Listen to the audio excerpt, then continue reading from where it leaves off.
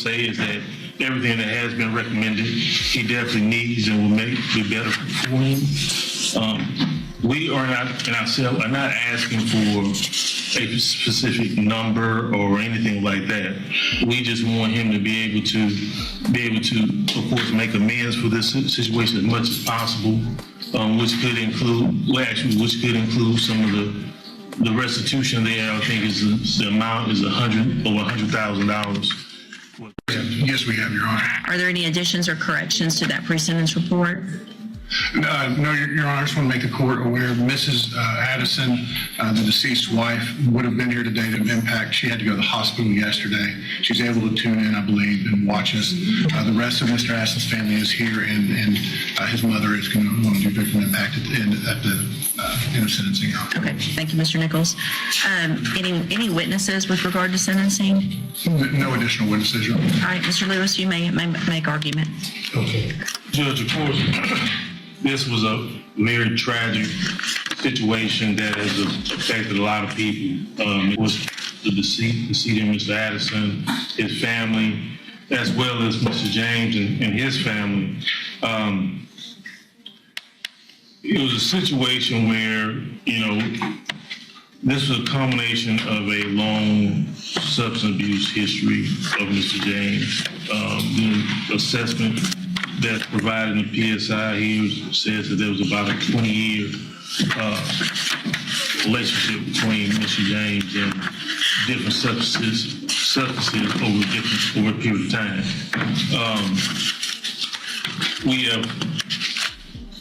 The one thing I can say is that once Mr. James went through this situation with his accident, he has been doing everything he can to try to better himself.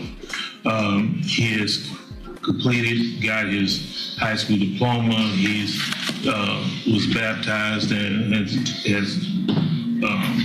definitely changed his ways in regard to his faith and continuing in that regard. He's also got some different certifications that he was able to receive dealing with OSHA, I think it was Men's University, things of that nature to try to better himself, Judge. Now, it's no secret he does have a long criminal history that even included dealing with PCP, which is the same substance that was involved in his accident, and as well as other serious offenses. I do want to address something as far as I know there's some situations here dealing with the jail instances, and I know how the court proceeds or looks at the situation here dealing with those. Mr. James, if you look at these situations, majority of them did come from situations involving him and other inmates as far as any type of fight or anything like that, which unfortunately some things he can't avoid. But as far as anything dealing with being disrespectful or anything towards jail employees or things of that nature, there's one situation I think that they were talking about that it wasn't an actual write-up, but it was notated. He has been a trustee over there for a period of time at the jail as well. Now, I do want to point out that, of course, some of those situations that Mr. James was able to do to better himself, of course, could definitely increase his earning potential as far as what he has as far as his job situation. He does have significant family support. His brother is here today in the courtroom, who in any way is there to try to help him, including helping secure employment. My understanding is the plan, once he is able to be released, is for him to be moved to Houston, Harris County area, to be close to his brother, to help him with everything over there. Now, the PSI did have a recommendation for his different vehicles that support that's available to him through the probation department. What I will say is that everything that has been recommended, he definitely needs and will make it better for him. We are not, and ourselves, are not asking for a specific number or anything like that. We just want him to be able to, of course, make amends for this situation as much as possible, which could include some of the restitution there. I think is the amount is over $100,000 for his restitution there to the family. Now, like I said, he has made a plan to try to better himself. He has a family that supports him. He is doing everything he can. He understands that this was a tragic accident, but one he was definitely responsible for.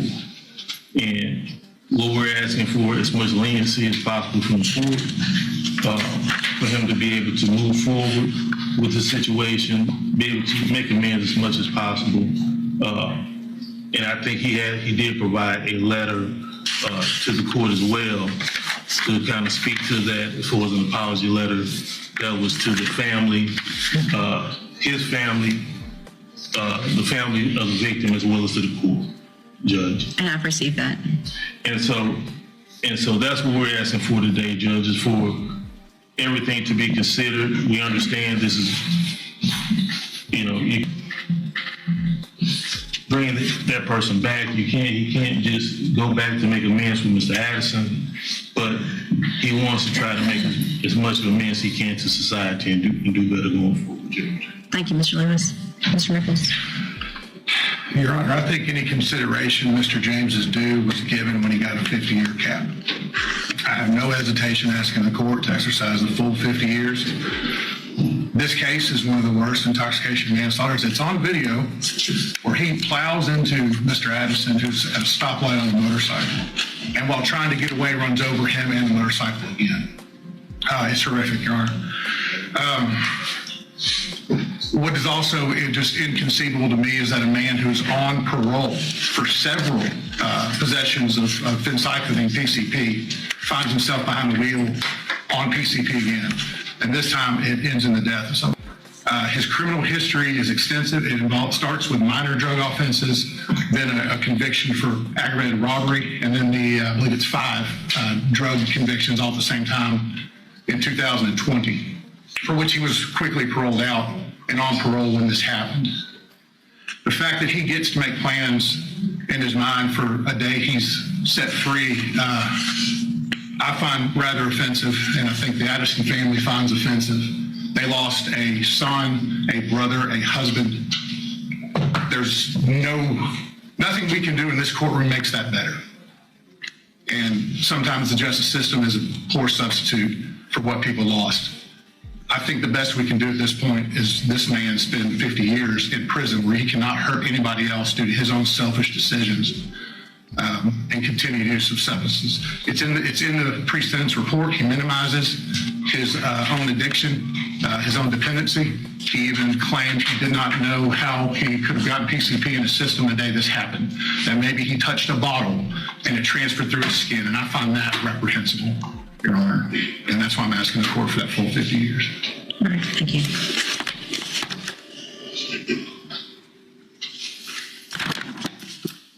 So, Mr. James, a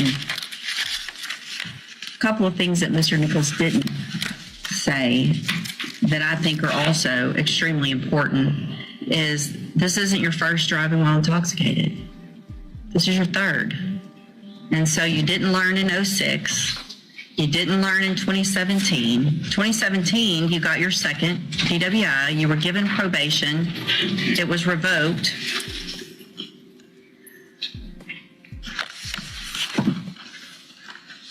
I appreciate that you entered a plea of guilty, because for myself and for the family, I'm glad we didn't have to see what it looks like this would look like on a video, because it is just horrible. And the fact that you are truly saying that you think you touched something and got PCP when you have had PCP cases over and over and over again, and you're on parole for possession of a controlled substance and you kill someone.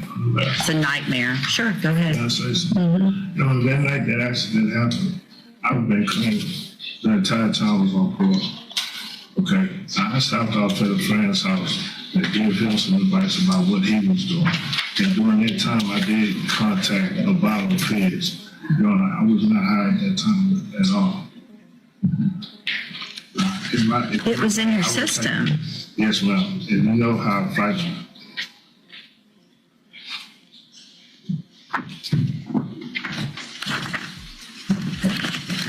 At this time,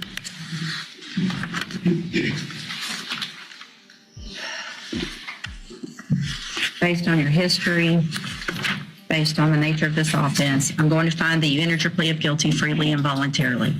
I'm going to find sufficient evidence to find you guilty, and at this time find you guilty of intoxication manslaughter. I'm going to sentence you to a term of 50 years in the institutional division of the Texas Department of Correction. There will be a deadly weapon finding based on the indictment alleges a deadly weapon.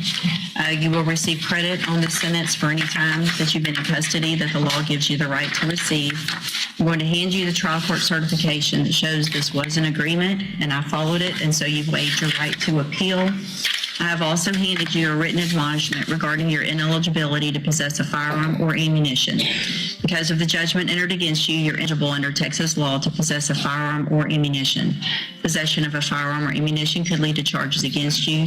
Firearm is a legal term, and you should read the written admonishment I provided you to see what devices qualify as a firearm. If you have questions about the laws that make you ineligible to possess a firearm or ammunition, or about how long that lasts, you can talk with Mr. Lewis. There's really so many other things I could say about how horrible this is, and rarely am I out of words, but I really don't have the words to say what a tragic circumstances based on your behavior this led to. Y'all can have a seat at council table for the... Mr. Lewis, Mr. Garcia, come up, please, sir.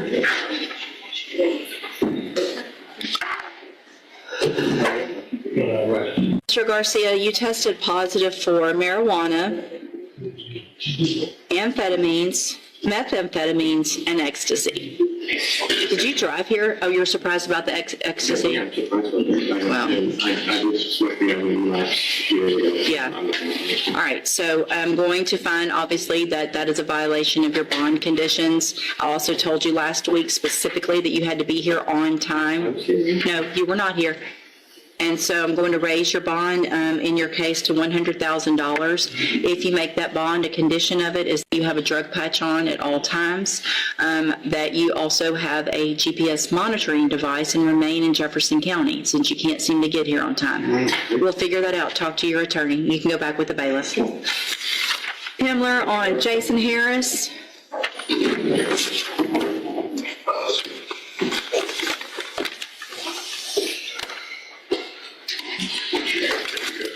All right, Mr. Harris, this is 24 DCCR 2254. You tested positive this morning for methamphetamines and amphetamines. I was for 3 days, and that's something I think of as a problem. I've been here to my kids, and I'm here right now.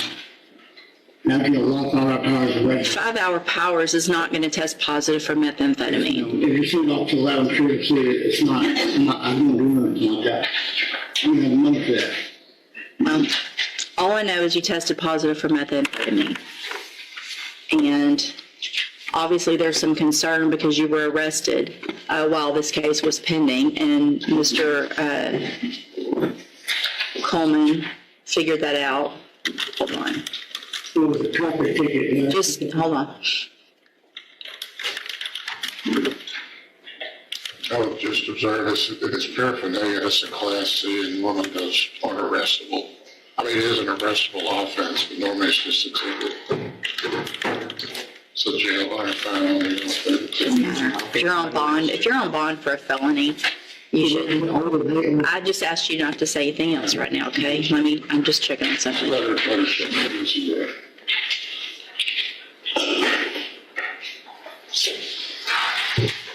Obviously, Google and AI is not the end all be all, but it is unlikely to cause a positive result on a standard drug test.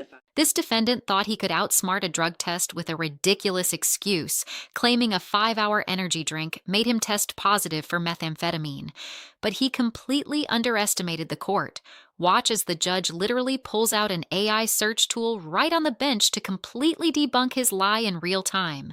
In the modern courtroom, tech-savvy judges leave absolutely zero room for lazy excuses. Our energy drink does not contain prohibited substance like THC, opiates, or amphetamines. Extremely rare and undetected issues involving cross-contamination during manufacturing would do it, so I don't think that's what we're worried about today. I'm going to grant the state's motion to raise your bond based on the fact that you tested positive, based on the fact that there was an additional arrest while you were on bond for a felony offense. I'm raising your bond in your case. It's currently set at $30,000. I'm going to raise your bond to $75,000. I'm going to order, as a condition of that bond, that you have a drug patch at all times, that you get it changed out as you're supposed to. Your case is still set for trial to begin with jury selection on Monday, and is everybody ready for that? That's right. All right, I'll number the case. If you're in custody, we'll have you brought over for trial. If you're not, then you can talk to Mr. Kimler this morning, okay? All right, you can go back with the bailiff. Mr. Kimler, on Brianna Clayton, you can come up, Ms. Clayton.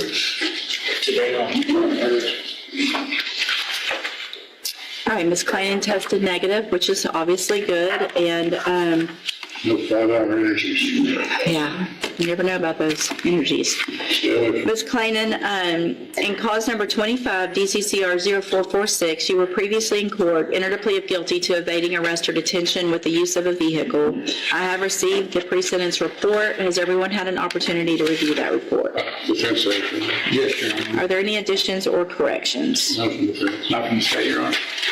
What is everyone's position with regard to the recommendation in the pre-sentence report with regard to her addiction issues? The recommendation is ISF followed by JCDI program. Again, from the defense, Your Honor, the treatment is a continuum, I suppose, and since she's demonstrated at least today that she's drug-free, then I would suggest the court only ISF in advance, just see how she progresses on probation, maybe perhaps with a drop program. Well, she's going to go through JCDI for sure, if at a minimum. Mr. Nichols, thoughts since I she would ask tested at least for negative? JCPI, Your Honor. She's still underage, but she has a drinking problem and needs to get that dealt with, treated, or under control. And she also smokes marijuana regularly. The facts on this case, she and her friend were heavily intoxicated, Yeah. fled from police, lucky it wasn't a crash, It could have been terrible. tried to hide out from police. Yeah, Found I know, yeah. it could have been a lot worse. And I'll just tell the court from reviewing the video, at least that night, they sure thought it was hilarious. She needs to grow up. She needs to take a little more serious once getting her here in felony court. Yeah. And You understand it's not funny. I mean, no, I understand that right now, and people do that. At night, yeah, I do regret everything that night. So here's the thing, and the seriousness of this is that if you don't do what you're supposed to and get your life on the right track, which is what everyone wants. You're young, we want you to be successful. You're going to get a probation today where you don't have a felony conviction on your record, and if you complete that probation, you're never going to be a convicted felon. But if you violate and you don't take advantage of the programs that we're going to give you, it's going to be difficult because you're at an age where all your friends are going to be doing things that you're not going to be able to do. But the alternative is prison for up to 10 years. So you need to think about that every time somebody says, oh, just come on out with us and do whatever. And your answer is going to be, I'll do that in a few years when I'm not on probation, right? Because I don't want to go to prison for 10 years. So I am going to the agreement that you made with the district attorney and defer all proceedings and place you on probation for 3 years. You're ordered to pay the $250 fine. I am going to order that you enter and successfully complete the ISF substance abuse track, but I'm going to hold that in advance. That is an inpatient 90-day program. So if you get in, you're going to be required to go to JCDI and complete that program. And it'll give you the tools, hopefully, that you need to stay sober. If that's not enough and you need something more, it's already ordered. A warrant will go out for your arrest. You'll go into custody and you'll go straight to that program, okay? I'm handing you the trial court certification. This intense courtroom session highlights the heavy and unpredictable burden of public justice. From a devastating maximum 50-year prison sentence handed down to a repeat offender who took an innocent life while driving on PCP, to an underage girl getting a vital second chance after an alcohol-fueled police chase, Judge Raquel West constantly balances absolute punishment with strategic rehabilitation.